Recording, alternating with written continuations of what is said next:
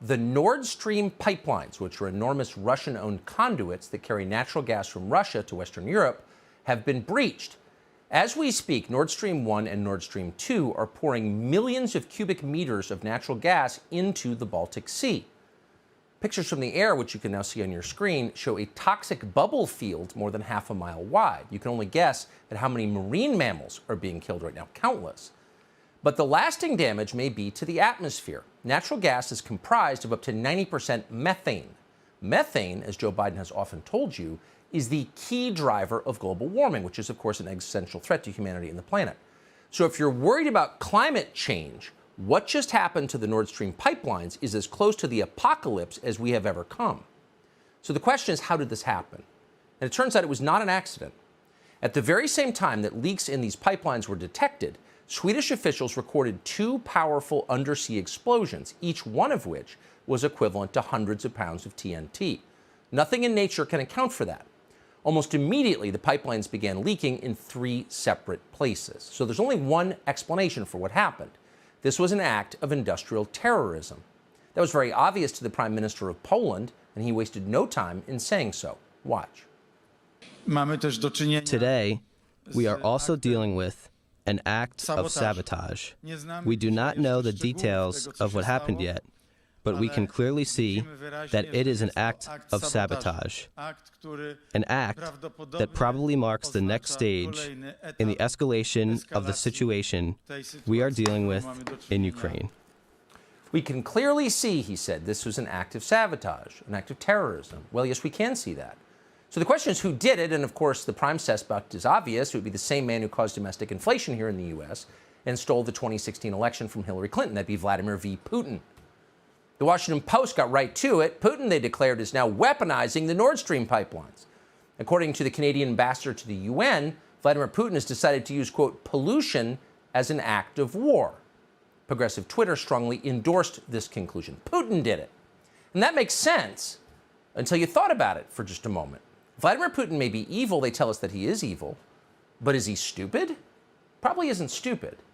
And yet, and here's the strange part, if you are Vladimir Putin, you would have to be a suicidal moron to blow up your own energy pipelines. That's the one thing you would never do. Natural gas pipelines are the main source of your power and your wealth, and most critically, your leverage over other countries. Europe needs your energy, now more than ever with winter approaching. If you can't deliver that energy, then countries like Germany have no need to pay attention to what you want. You're in the middle of a war, an all-hands-on-deck war, so you need all the leverage you can get. Under these circumstances, there is no chance you would blow up Nord Stream 1 or 2. Not now, obviously. In fact, it's so obvious that even our famously dim Secretary of State, Tony Blinken, seemed to acknowledge it. Sabotaging Nord Stream, he said today, is, quote, clearly in no one's interest. Right, but really only half right. It is true that blowing up Nord Stream does not help Vladimir Putin. He would not do that. Why would he? But that doesn't mean that other countries wouldn't consider doing it. They would consider it, and we know they have considered it because at least one of them has said so in public. In early February, less than 3 weeks before the war in Ukraine began, Joe Biden suggested on camera that he might take out these pipelines. Watch. If Russia invades, that means tanks or troops crossing the border of Ukraine again. Then there will be no longer a Nord Stream 2. We will bring an end to it.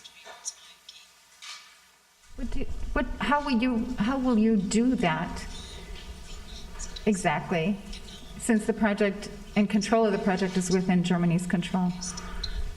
We will, I promise you, we'll be able to do it. Notice how he phrased that. And he's the president. Doesn't phrase things by accident, particularly when he's reading off cards. He didn't say, I will pause the delivery of gas from Russia to Germany. He said, there won't be a Nord Stream 2. We'll put an end to it. We'll take it out. We'll blow it up. How will you do this? He was asked. I promise you we will be able to do it. They thought this through. And yet those watching, very much including us, didn't take Biden seriously when he said it. This is the president who has declared climate change the most pressing emergency in the history of the world. This is the man who lectures you about using a wood stove or driving an SUV because of its emissions. This is the guy who spent billions trying to mitigate cow flatulence because methane. Would that guy really blow up a methane pipeline in the middle of the Baltic Sea? It was hard to imagine. That would be an unimaginably reckless act. That would be the kind of thing you would do if you wanted to start a nuclear war. It would be insane. And yet, in retrospect, it's obvious they were thinking about this because Joe Biden wasn't the only person to suggest it. Toria Nuland at the State Department said pretty much the very same thing. Nuland is a lifelong war cheerleader. She worked to bring about the Iraq invasion, never apologized, kept going. She helped engineer the coup that overthrew the Ukrainian government some years back. So clearly she's capable of anything. But environmental terrorism, even for Toria Nuland, that seemed too much, too extreme. And yet here she is in January. With regard to Nord Stream 2, we continue to have very strong and clear conversations with our German allies, and I want to be clear with you today. If Russia invades Ukraine, one way or another, Nord Stream 2 will not move forward. One way or the other, we'll stop Nord Stream. Now, looking back, those words seem chilling 8 months later as natural gas pours into the Baltic Sea and into the atmosphere. So you have to ask, could the Biden administration really do something like this? We can't say for sure. We don't know for sure. We can tell you that close allies of the Biden White House believe they certainly did do it.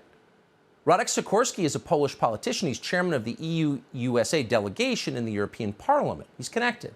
He's also the husband of regime stenographer Anne Applebaum of The Atlantic magazine. Sikorski is so close to Joe Biden that he's got a picture of the two of them together in his Twitter profile. So when the pipelines blew up, Sikorski responded immediately, and here's what he wrote. "Thank you, USA." So once again, did the Biden administration really do this? It's hard to believe. Given that it's an atrocity, it's effectively an act of terrorism, we don't want to make that accusation. But we should tell you that, maybe not coincidentally, today a brand new pipeline was unveiled, a pipeline that carries non-Russian natural gas in roughly the same area as Nord Streams 1 and 2. This is called the Baltic Pipe. It was inaugurated in Poland. It will carry natural gas from Norway through Denmark to Poland and other countries nearby. And it's likely to do very well since now it has less competition. Making sense? What does the White House say about this? How are they accounting for what happened today? Well, they're not exactly enthusiastically denying responsibility for it. Instead, they're looking at the upside. Here's the president's publicist noting that the destruction of yet another energy pipeline is yet another opportunity for you to buy an electric car. As you all know, these pipelines weren't pumping gas into Europe at this time. NS2 was never operational, as you guys know. NS1 has not been operational for weeks because Putin has weaponized energy, and we have said this many times before. This just drives home the importance of our efforts to work together to get alternative gas supplies to Europe and to support efforts to reduce gas consumption and accelerate true energy independence by moving to clean energy economy.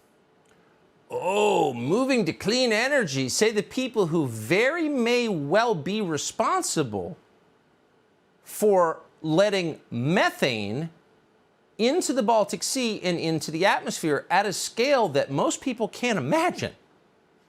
The people lecturing you about your SUV may have blown up a natural gas pipeline and created one of the great catastrophes of our time in its effect on the environment.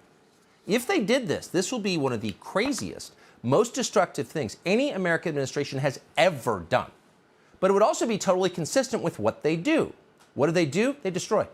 These people build nothing, not one thing. Instead, they tear down and they desecrate, from historic statues to the Constitution to energy infrastructure. And no one in Congress is trying to stop any of it. They're just preparing for the inevitable fallout. Tonight, the Senate just advanced a spending bill with $35 million for the Department of Energy to, quote, prepare for and respond to potential nuclear and radiological incidents in Ukraine. What? The spending bill also brings the total U.S. expenditure on Ukraine, the war, but also funding its government and energy for Ukraine, to $67 billion on the eve of what could be a massive economic disruption. Here, to our economy, $67 billion. How much is that? Well, it's more than Russia's entire military budget last year. And Congress is expected to fully pass the bill later this week with Republicans nodding along like the zombies they are. What will be the effect of this? Every action has a reaction, equal and opposite. Blow up the Nord Stream pipelines?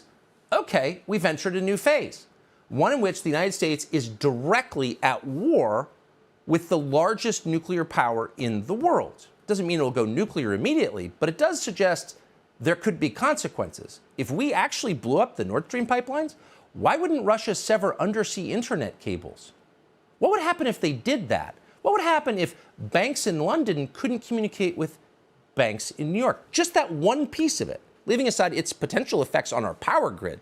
But let's just say the banks couldn't communicate with each other for one day. What would the economic effect of that be? Oh, it would cascade downward into your house. We could have an actual collapse. We could wind up very quickly in third world conditions. Those are the stakes. Have the people behind this, the geniuses like Toria Nuland, considered the effects? Maybe they have. Maybe that was the point.